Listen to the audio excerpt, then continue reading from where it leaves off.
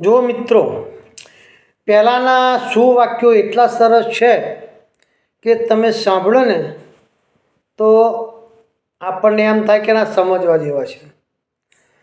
તો એવું એક વાક્ય છે, મેં દવાખાનામાં વાંચી જોયું હતું ભાઈ, આયુર્વેદિક દવાખાનામાં, કે ભોંય પથારી જે કરે, ભોંય પથારી એટલે કે જમીન પર, ભોંય પથારી જે કરે લોઢી ઢેબર ખાય. ઢેબરા, લોઢીના ઢેબરા ખાય. તાંબે પાણી જે પીવે તે ઘર વૈદ ન જાય. ભોંય પથારી કરે, બે તાર રૂના ગાટલા થઈ ગયા ને એટલે શરીર આપણા આળસું થઈ ગયા, અને જમીન પર સુવાથી આમ શરીર સારું અને મજબૂત રહે એમ એવું કહેવાય છે. આના વાક્ય ઉપરથી આપણને એવું જાણવા મળે.